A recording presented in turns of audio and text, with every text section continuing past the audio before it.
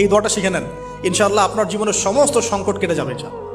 আমি নিজেও এই দোয়াটা বেশি বেশি করার চেষ্টা করি। দোয়াটা হচ্ছে, মুসা আলাইহিস সালাম একটা গাছের নিচে হেলান দিয়ে বসলেন, বসে দেখলেন দুজন মেয়ে দাঁড়িয়ে আছে দূরে, পানি নিতে পারছে না, লোকজন পানি নিয়ে যাচ্ছে, ওরা দাঁড়িয়ে আছে বেচারি। মুসা আলাইহিস সালাম গিয়ে বললেন, কি সমস্যা আপনাদের?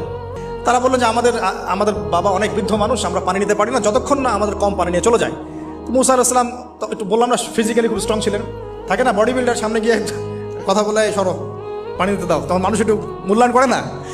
তো মুসা আলাইহিস সালাম এভাবে পানি নিয়ে দিলেন এবং বাছুরদেরকে পানি পান করালেন, করিয়ে গাছের নিচে এসে বসে আছেন। বসে বসে তিনি দোয়া করছেন, এই যে দোয়াটা তিনি দোয়া করছেন, রব্বি, একটা নেক কাজ করলেন না, মানুষের উপকার করলেন, নেক কাজ করে এসে গাছের নিচে বসে দোয়া করছেন, আল্লাহ এখানে তো আমার খাবার পানি বাসস্থান কিছুই নাই, আমি কি করব? রব্বি ইন্নি লিমা আনজালতা ইলাইয়া মিন খায়রিন ফাকির, রব্বি ইন্নি লিমা আনজালতা ইলাইয়া মিন খায়রিন ফাকির।